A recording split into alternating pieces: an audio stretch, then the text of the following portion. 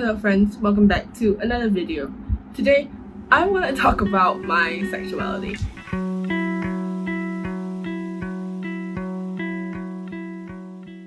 So for those of you who don't know me, my name is Wayne and I am bisexual. I have identified as bisexual since I was 14 and I came out when I was 15. I am 20 this year, meaning that I have essentially identified as being a bisexual person for about 5 years now.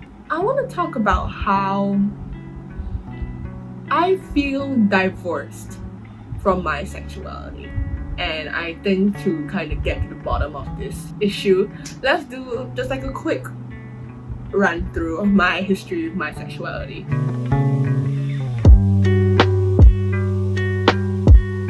So I realized I was bisexual when I was 14 and I only started coming out to people about a year after that. When I entered Polytechnic when I was about 16, 17, that was when I first decided to tell people straight up that I was bisexual. I was very open about the fact that I was bisexual throughout my 3 years in Polytechnic, and I continue to be open about the fact that I am bisexual in my university years. So when I first came out as bisexual, up until that point in my life, I had never really been in a serious relationship with anybody before.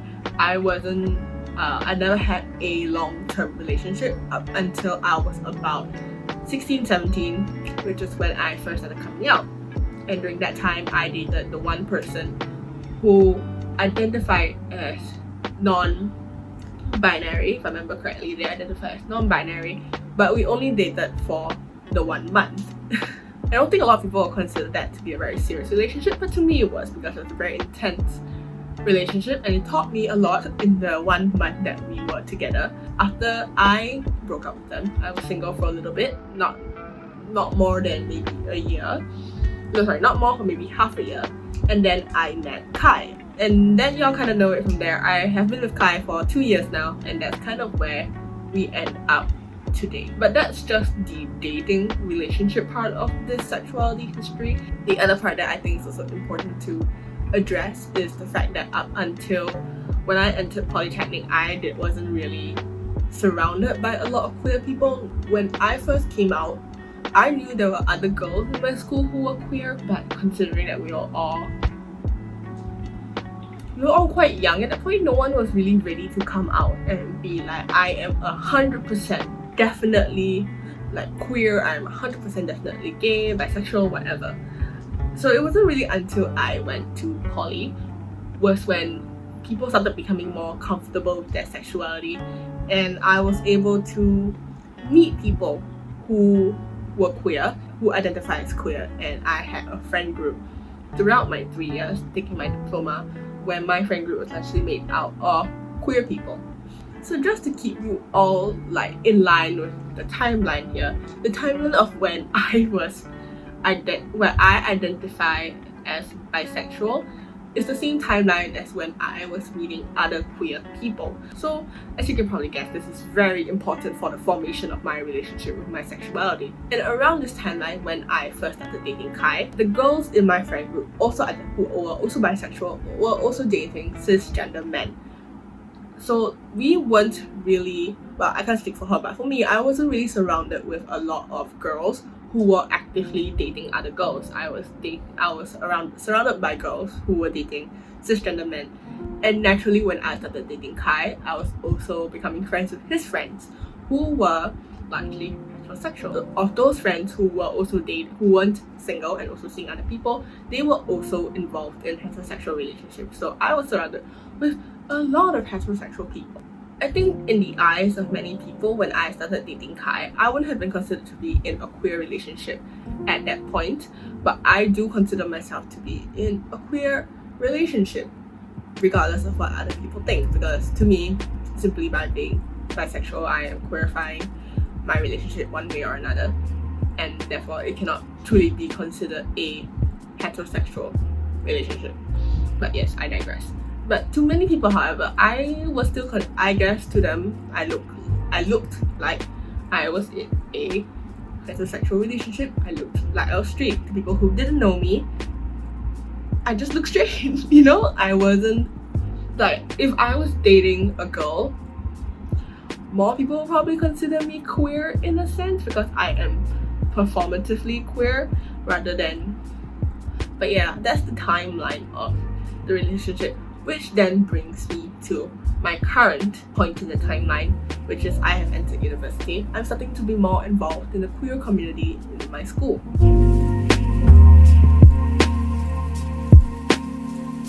And that brought up some issues recently where it wasn't, nobody asked me about it, nobody like fucking was like, oh, you're not bisexual because you're dating a guy.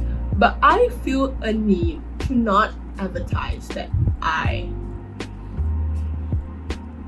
feel a need to not advertise that I am in a relationship with a man around these people, because this could be like a reflection of my own like insecurities or whatever. But I feel like, because when I was with my old friend group, since they are themselves largely queer but they are bisexual or pansexual,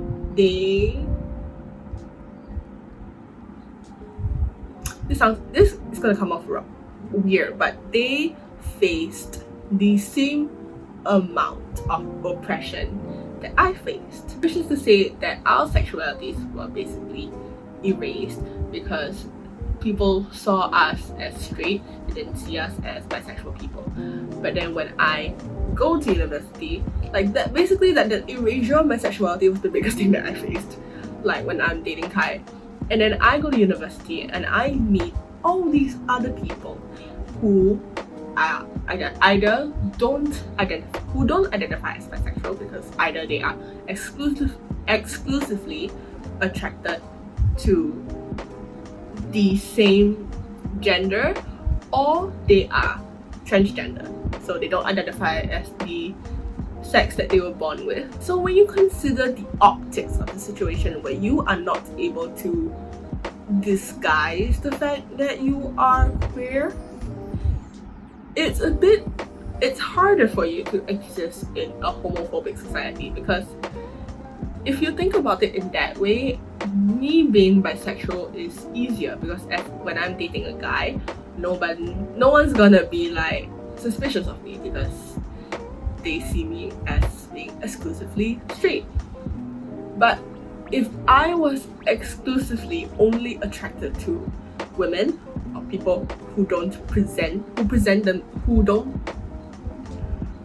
themselves in a way that is considered normal, I will get a lot more backlash in a way. A lot more people will be not happy about my sexuality. And that is something I find myself thinking about a lot when I meet these other people, because I think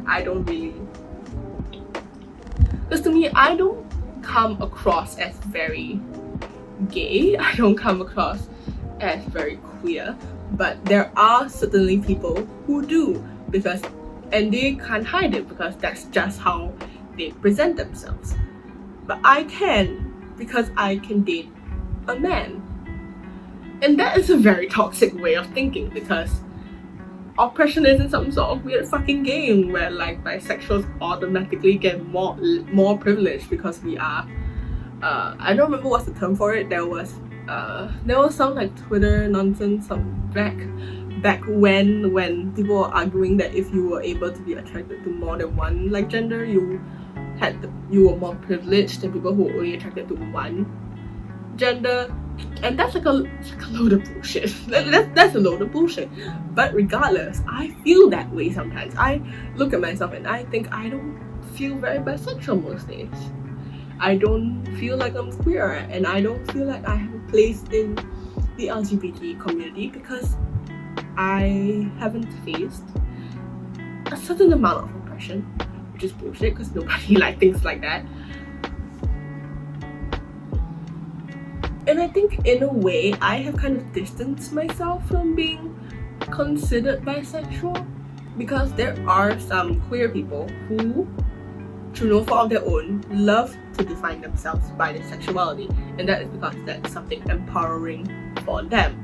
But for me, I don't really feel the need to identify myself like that, while bisexuality is a important facet of my personality per se, it's not like the main thing people see, so it's not the main thing that I advertise.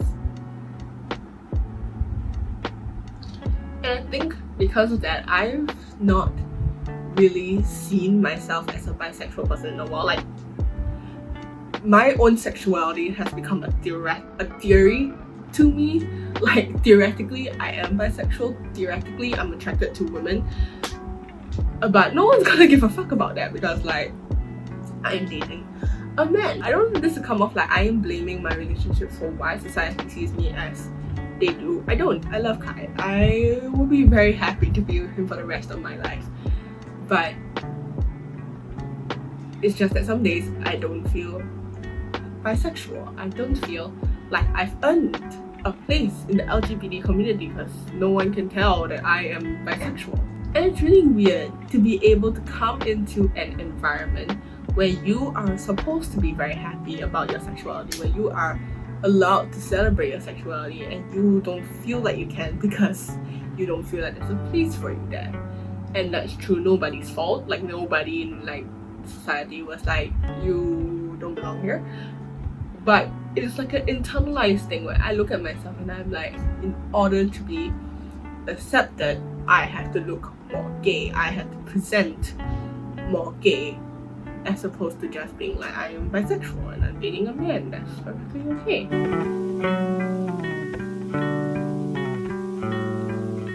I don't really have a point to this video. I just wanted to talk about my feelings, about my sexuality.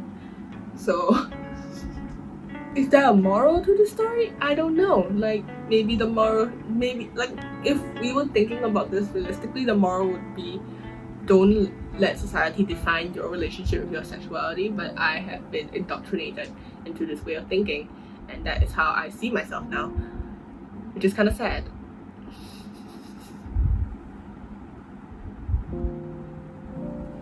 I don't know, my dudes. But yes, thank you for watching me ramble about my nonsense for this long, and I appreciate you coming along. So I'll see you in the next video, which is hopefully something more cheery. Bye.